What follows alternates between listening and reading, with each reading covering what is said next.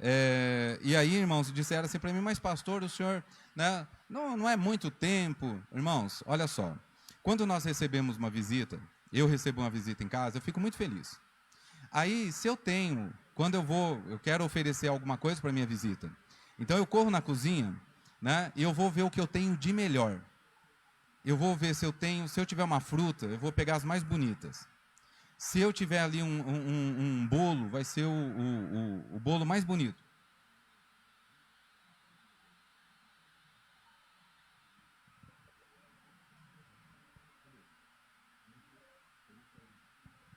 Louvado seja o nome do Senhor, verdade. Então, perguntaram, eu falei, eu vou oferecer o que há de melhor. Você sabe por quê, irmãos? Porque Jesus, ele sempre foi extremamente zeloso com as pessoas que lhe procuravam. E no momento que as pessoas procuravam o Senhor Jesus, precisavam de algo, ou iam ter um encontro com o Senhor Jesus, a gente se colocava então no lugar da visita. E o Senhor Jesus era o anfitrião. Quando nós lemos na palavra do Senhor, que Jesus está à porta do coração das pessoas. Eis que estou à porta e bato. Se me abrirem, eu entrarei. Olha só o que diz o versículo. Eu entrarei e ele comigo. Ele quem? Quem abrir a porta do seu coração. Mas aí eu sempre questiono isso. Veja só, se eu sou o anfitrião e eu vou receber uma visita, eu preciso entrar na minha casa? Sim ou não? Você entra? Se eu bater na porta, você vai entrar comigo? Na verdade, não. Você sabe por quê, irmãos? A Bíblia diz assim, eis que estou à porta e bato, é o Senhor Jesus. Ele bate na porta deste coração, esperando a oportunidade de que eu o reconheça como o Senhor da minha vida. E se Ele é o Senhor da minha vida, e se Ele é o meu Salvador, e se para Ele eu estou entregando a minha vida e tudo o que há em mim, eu estou entregando o meu coração. E se eu entrego o meu coração, ele já não é mais meu. Agora Jesus, ele não é mais a visita, mas ele é o anfitrião. Por isso que ele diz, eu estou à porta e eu bato. Se você abrir a porta para mim, e se você entregar a sua vida para mim, e se você deixar que eu faça morada no seu coração, o seu coração agora é meu, a sua vida agora é minha, tudo que é seu agora é meu. Agora eu vou convidar você a entrar nesta casa, transformada, mudada, alterada, melhorada, consertada, corrigida. E aí você vai entrar nesta casa e você vai cear comigo. E aí Jesus vai preparar uma grande refeição, vai preparar um banquete, e eu tenho certeza que Ele vai entregar para nós o que há de melhor. Se nós não entendermos, irmãos, que a salvação que Jesus nos dá, ela é perfeita, ela não requer sacrifícios adicionais. Por isso que nós nos reunimos uma vez por mês, para participar da Santa Ceia. A oportunidade que nós precisamos ter para nos lembrarmos, irmãos, do sacrifício de Jesus, e que este sacrifício é perfeito. Este sacrifício é perfeito. As pessoas não entendem. Eu, antes de aceitar Jesus, eu era uma pessoa infeliz.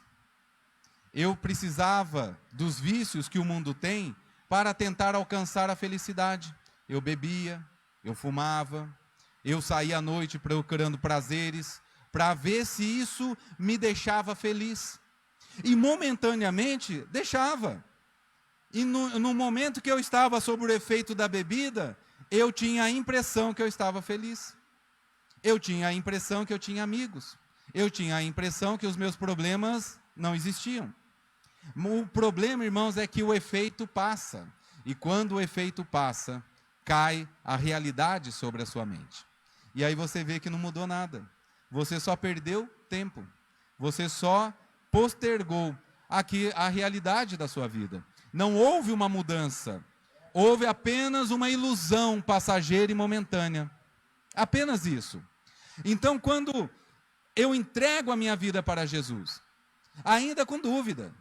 Irmãos, hoje nós tivemos uma escola dominical abençoada. Eu não vou nem constranger você pedindo para levantar a mão quem veio, porque eu preciso dizer isso. Você não perdeu nada do que você já ganhou de Jesus, mas a bênção de receber a lição hoje, esta você perdeu. Que lição maravilhosa, irmãos. E falava sobre as emoções. E uma coisa que falava muito claramente é que nossa fé, ela não pode ser emocional. Mas olha só, nós somos emocionais. Nós nos sensibilizamos pelo problema de outra pessoa. Nós vemos uma pessoa sofrendo e a gente chora. Isso nos comove. A gente, né, se alegra com coisas que nos deixam felizes. A gente fica triste com coisas que nos entristecem. Então, assim, apesar da redundância do que eu estou dizendo que nós somos emocionais. Não há como, irmãos. Eu trabalhei 30 anos, sou formado em gestão de TI, trabalhei em grandes empresas, inclusive multinacionais. Tive privilégio de estar entre homens extremamente importantes, alguns dos quais, né, são governantes, né, de alguns estados por onde eu passei. Eu os conheci, irmãos, e eu vivi nesse meio. E eu vou dizer, irmãos, é uma vida vazia se não tiver Jesus. Tem muita pompa, tem muito holofote, tem muita purpurina, mas ao apagar das luzes, quando você entra na sua casa, quando eu voltava para a minha casa, a tristeza que não tinha ido embora, só estava disfarçada no meu coração. Quando a alegria ia embora, porque essa era uma visita. Quando, né, a felicidade ia embora, porque essa era uma visita. A dona da casa aparecia, que era a tristeza, o vazio, a angústia, a depressão, a ansiedade. Tomava o seu lugar, que era de direito. Quando eu aceitei Jesus, eu entendi, eu compreendi que o aceitar Jesus não é um ato simbólico de levantar a mão, mas é uma confissão pública que neste momento, este coração, esta vida, este templo não é mais meu, não tomo mais conta dele, mas eu acabei de entregá-lo ao Senhor Jesus. O sacrifício de Jesus, ele é perfeito. E se é um sacrifício perfeito, não requer que nós completemos absolutamente nada. Eu não sei se alguns irmãos tiveram a experiência, e eu sei que alguns terão, e eu espero que todos o tenham, porque é uma felicidade, receber a chave de um apartamento quando você o compra. Mas é interessante, irmãos, que as construtoras, para poder vender num preço mais acessível, elas não entregam o apartamento pronto. Quem já teve essa experiência que eu estou tendo? Ela entrega a chave, você entra e fala, vou mudar. Aí quando você abre a porta, você descobre que você vai ter que pôr o piso. Aí você descobre que a pia da cozinha era mais baratinha que eles encontraram e que você quer colocar ali um gabinete. Então você vai precisar dar uma melhorada, vai precisar dar uma mudada. Você entra no banheiro assim, dá até medo, porque fala assim, olha, se era para pôr esse vasinho sem vergonha, eu tinha posto um outro, né? É um pouquinho mais caro. Não, mas eu quero coisas bonitas na minha casa. Não é assim? Constrói uma casa, você vai lá na loja e você olha assim, a primeira coisa que você faz é passear, né? Vai vendo as louças, vai vendo ali os gabinetes, vai olhando, e aí você fala, olha, isso aqui é perfeito para minha casa. Olha aquela porta de madeira dupla, né? Aquela que tem, né, um adicional, um beiral maior ali, porta de madeira maciça, aquela não é nem maçaneta, é um puxador enorme, né, de aço escovado. Você fala assim, essa é a porta da minha casa. Até ouvir o preço dela, né? Aí ele fala assim, não, tá bom, eu não sou tão arrogante assim, eu fico com aquela outra mais baratinha. Mas você tem que preparar a sua casa, porque ela não está pronta, porque ainda falta alguma coisa. Mas quando nós falamos do sacrifício de Jesus, irmãos, nós estamos falando de entrar numa casa que quando você entra, você já olha a porta e fala assim, que porta maravilhosa é esta? Madeira maciça, né? Uma porta larga, né? Que o Senhor está abrindo para que eu entre nessa casa que um dia foi minha. mas estava lá uma portinha mais barata que eu achei, né? A pia da cozinha era a mais baratinha que eu achei, né? É aquela comprada na casa, né? Enfim, né? Com um gabinete de pezinho, daquela que com a água, com o tempo ela fica torta, ela abre, né? O comprensado esfarela. Não, agora essa era minha, quando eu recebi Jesus, mas agora na minha entrada, eu sou a visita, Ele fez o sacrifício perfeito. Você entra na casa, ela está linda. O piso é de primeira, o mais lindo que você já encontrou. Como chama aquele vitrificado que eu sempre erro o nome?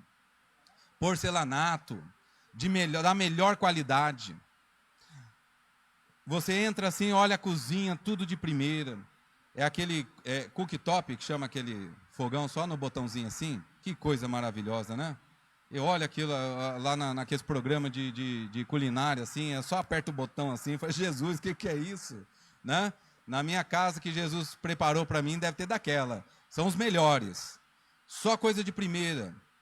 Irmãos, esta é a casa que o Senhor prepara para nós quando nós entregamos a nossa vida para Ele.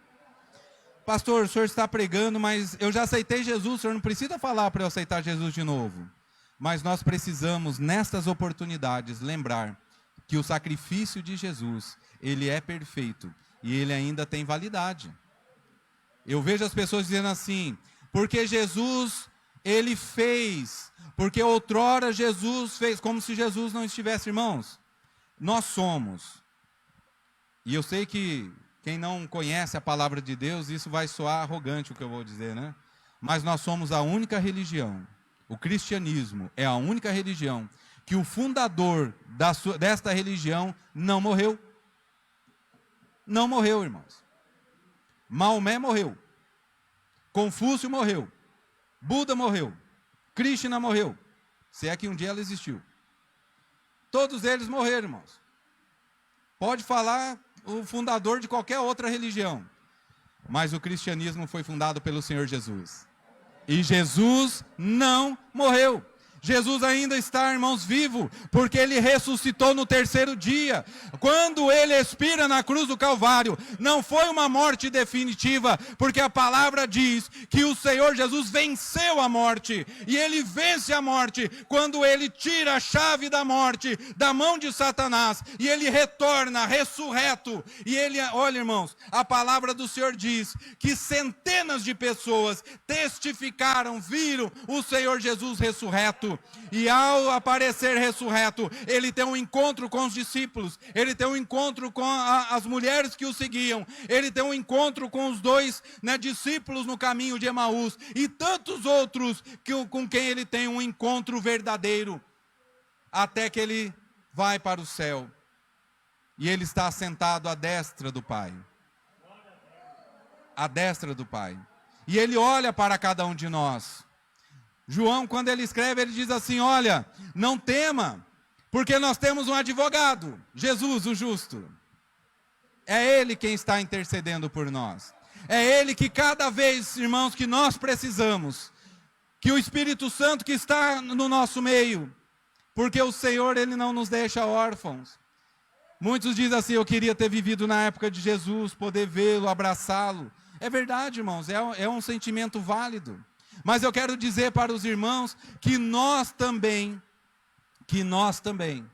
podemos ter, né, o privilégio que eu imagino, irmãos, que a igreja antes de Jesus, a igreja antes de ter conhecido Jesus, a igreja também ansiou para ter o privilégio que os apóstolos tiveram de encontrar Jesus, né, em carne e osso ali, poder vê-lo, poder abraçá-lo. Mas eu quero dizer para a igreja que os mesmos olharão para esta igreja no dia de hoje, no ano de 2020, e vão dizer, eu também queria estar no lugar desta igreja e sentir a maravilhosa presença do Espírito Santo, de sentir a presença de Deus em nosso meio.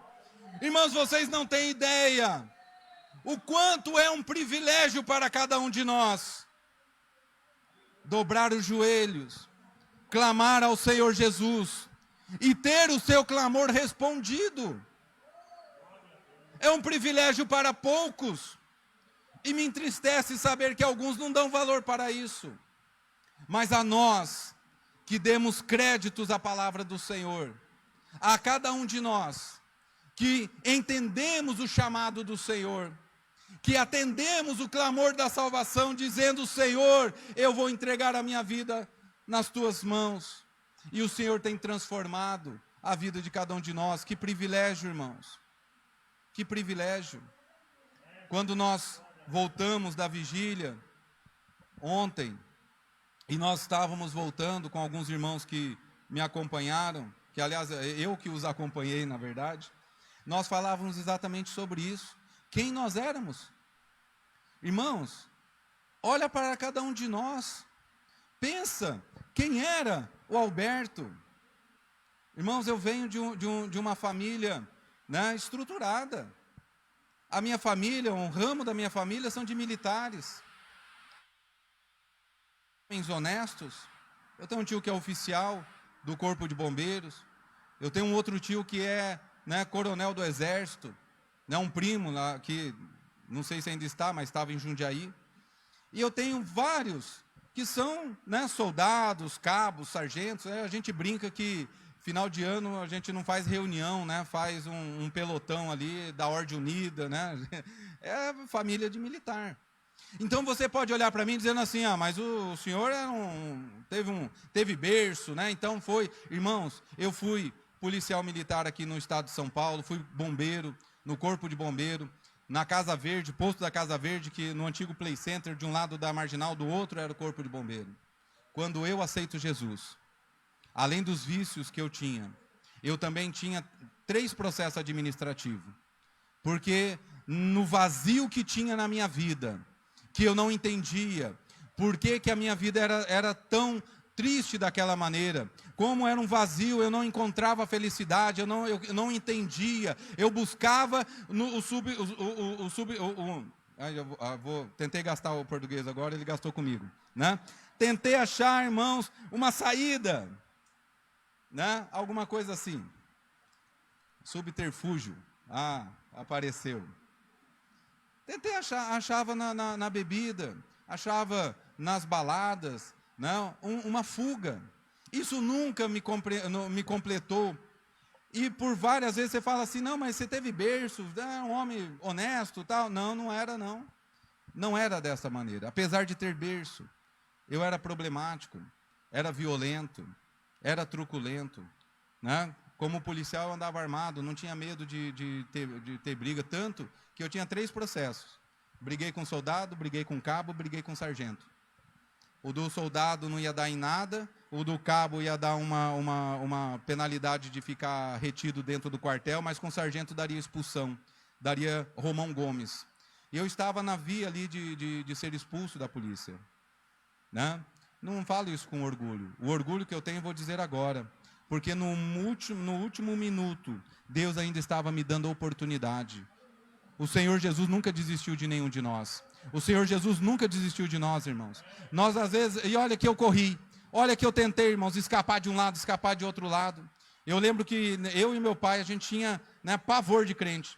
Aí eu lembro que lá na cidade de Ourinhos, onde eu fui criado, nós mudamos para uma casa. Aí meu pai descobriu que o vizinho era crente, ele muda para outra casa. E quando ele muda na outra casa, ele descobre que o vizinho do fundo era crente. Aí ele muda de novo, irmãos. Foi um mês que a gente teve poucos meses nas casas e ia mudando. Aí ele muda de novo para outra casa e descobre que do lado tinha outro crente. Aí ele falou: eu vou parar de correr desse povo, porque isso é que nem tiririca, né? Quem conhece aquele matinho que você arranca, nasce outro, você arranca, nasce outro. Ele falou: não, esse povo não para de brotar nesses lugares, é um atrás do outro. Falou: agora nós vamos ficar aqui mesmo. O Senhor sempre nos deu a oportunidade, sempre colocou um servo de Deus para falar assim: olha, aceita Jesus como Salvador, tem a sua vida transformada. As pessoas não vão entender, eu não entendia.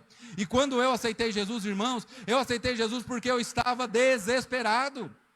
E quando eu aceito Jesus, irmãos, por causa do meu desespero, dizendo: Senhor, não, Senhor nada, que eu nem orava.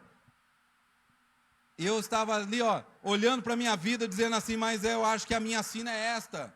Porque eu vou ser expulso, vou ser preso, já não tenho felicidade, já não, né? Então eu saía para as baladas, todas as vezes que eu saía eu brigava. Todas as vezes que eu saía eu brigava. Aí houve uma mudança nessas eleições de governador, muda um governador, o que sai, ele faz algo inédito no estado, eu acho que nunca mais teve outro, que era permitir a mudança de sargentos do policiamento para o bombeiro. Bombeiro é uma área de especialidades. E raramente um governador permite que um sargento assuma uma prontidão no bombeiro, sendo que ele não foi capacitado nem treinado para isso. Pois aquele governador foi lá e assinou, autorizou, todo mundo que queria da polícia vir para o bombeiro, veio. E houve uma mudança na minha prontidão. Irmãos, eu estou dizendo isso porque o Senhor está mandando, então receba aí. E aí, irmãos, eu mudo o meu sargento, que era o comandante da minha prontidão. Aí sai o sargento, meu amigo, meu companheiro, né, de balada, de bagunça, de briga, né, de centro espírita, e ele vai embora. E eu me senti órfão. Aí vem um outro sargento, olhei para ele e falei, não vou me dar bem com ele. Por que, Alberto, você não vai se dar bem com ele? Porque o nome dele é Levi. E com esse nome ele deve ser crente. Não vou me dar bem com ele. Pois foi este que olhou para mim e diz assim, sem nem saber da minha vida, e diz assim, o Senhor Jesus tem um chamado na tua vida. Você não está aqui pela sua vontade. Foi ele olhando dentro dos meus olhos e disse assim, para você saber que quem está mandando eu te dizer isso é Deus, eu vou dizer para você a sua vida, e ele descreve a minha vida. E aí ele termina a frase dizendo assim, se eu te convidar para uma festa, você vai? E por um segundo passou aquele pensamento que eu já disse aqui, né? Falei, crente não bebe cerveja, não gosta de festa, mas deve ter bolo e guaraná lá nas festas de crente. Aí eu disse para ele, eu vou. Mas era festa, irmãos. Era festa do círculo de oração. E eu vou na igreja. Mas quando eu chego lá, irmão, sou impactado pela palavra do Senhor. E quando eu entrego a minha vida para Jesus, eu entreguei pela emoção. Eu entreguei porque aquele homem que pregava falava da minha vida. Tanto que eu tive medo de levantar a mão, porque eu falei, todo mundo vai saber que sou eu. Mas olha só, irmãos, que vida de pernas para o ar não tinha só o Alberto. Naquele dia, mais de 15 pessoas aceitaram Jesus. Mais de 15 pessoas aceitaram Jesus, levantaram suas mãos. Eu falei, então não sou só eu que estou nessa situação. E eu entreguei a minha vida porque eu não tinha felicidade. Eu não tinha encontrado, tudo que eu fiz deu errado. E eu às vezes falo isso para as pessoas, dá uma olhada. Né? Você quer aceitar Jesus? Não. Mas até aqui está dando certo? Não, não está dando certo. Falei, meu amigo, se não está dando certo, aceita Jesus. Ué, se até aqui tudo que você fez não deu certo, dê uma oportunidade para Jesus dar certo na sua vida. Dê uma chance para Jesus transformar a sua vida. Dê uma chance para Ele entrar na sua vida. Eu tinha uma visão, irmãos, eu achava que crente era um povo ignorante, que não estudava, que não... Não, é um povo que não deve ter nem o primeiro ano do Mobral. No meu tempo era Mobral. Não deve ter feito nem Mobral. É um povo ignorante que deve servir só para... Veja, irmãos, não falo isso com alegria, não. Falei, deve servir só para varrer o chão. Quando eu aceito Jesus, ainda pela emoção, por tudo aquilo que eu ouvi o pregador dizer, e a mocidade havia cantado, e o louvor da mocidade já havia me impactado, eu volto para o quartel, no dia de prontidão, e aí já o meu pai na fé, Sargento Levi, me acompanhando, falou, vou te apresentar. Ó, vem cá fulano, olha quem aceitou Jesus. Eu falei, é crente? Eu falei, imagina, ele é crente também. Vai andando mais um pouquinho, fulano, vem cá, olha quem aceitou Jesus ontem lá na igreja. E os irmãos vinham me abraçavam, e eu olhava, mas você é crente? Eu nunca percebi, não é porque eles se escondiam não, viu, irmãos? É que eu nunca, não era o pessoal que eu me envolvia, não me misturava com eles. Eu não sabia porque que eu não gostava deles. Depois eu descobri, falei, era tudo crente. E aonde eu estava, parece que a gente se repelia. De repente ele vira, ele olha assim, chegou, né, passa uma autoridade, todo mundo se enquadra, né, sargento aqui do lado, tenente passou, ele se enquadra para o tenente, quando ele termina de se enquadrar, a continência, e ele estende a mão. Eu falei, epa, né, só faz isso quando é amigo. O tenente estende a mão e diz, paz do Senhor, irmão. Eu falei, ô tenente, olha aqui quem aceitou Jesus. Eu falei, não acredito. Rapaz, Deus é bom. Deus é bom. Eu não vou nem falar nada para você. Meu segundo nome é Rodrigo. Né? Tem um xará aí, né? Meu segundo nome é Rodrigo. E aí e era o meu nome de guerra. E ele olhava e falava assim, Rodrigo, não vou nem te dizer nada, porque eu sei para onde o Levi está te levando. Aí eu estranhei, falei, e agora? Nós entramos no gabinete do comandante da minha prontidão, Capitão Ramos. E ele vai lá de novo, se enquadra. E quando ele se enquadra, estende a mão. Quando ele estende a mão, eu digo, aí quem falou que não acredita era eu. Eu falei, não, capitão, crente. Rapaz, negócio de ser crente aí não é para varrer chão, não é qualquer um, não. Olha, o capitão, o tenente já tinha me surpreendido. O capitão Ramos levanta, dá um abraço no sargento Levi e diz, a paz do Senhor, meu irmão. Que alegria ter aí. Mas ele olhou para mim e falou assim, qual foi o problema que o Rodrigo deu agora? Aí ele vira para ele e fala assim, não, capitão, o soldado Rodrigo aceitou Jesus ontem. E eu que nunca vi um comandante de alta patente chorando, eu tive o privilégio de ver o capitão Ramos soltando uma lágrima dos seus olhos. E ele olha para mim e diz assim, Alberto, Rodrigo, que ele me chamava, fala, Rodrigo, você não vai entender agora, mas um dia você vai entender o que eu vou te dizer agora. Há meses os seus processos estão na minha mesa para eu dar o andamento. E se eu der o andamento com 30 dias, todos eles serão respondidos. Mas quando eu recebi, o Senhor falou no meu coração e diz, guarda, espera, ainda não é a hora. E eu puxei a minha gaveta e guardei, os seus 3 processos estão guardados aqui. Mas eu quero dizer algo para você, eu tenho prazo para responder, e o prazo se encerra no final desta semana. Era terça-feira, segunda-feira, quando eu estava lá, falou, sexta-feira eu sou obrigado a devolver os seus processos. E eu agora entendi por que eu estou segurando os seus processos. Agora eu compreendi, e ele e o sargento Levi oraram por mim no gabinete do comandante. Eu acho que ninguém entendeu, porque os dois eram pentecostais, e Deus começou a falar em mistério, e derramou, e eu olhei para ele e falei, olha, a língua eu já estou conhecendo, porque os crentes lá da Assembleia de Deus falam desse jeito também, mas eu não entendia porque um capitão estava falando daquele jeito. Irmãos, o mundo vai olhar para nós com desprezo. Ele vai olhar para você e diz assim, eita povinho. Mas aqui nós sabemos, irmãos, que não é o grau de instrução.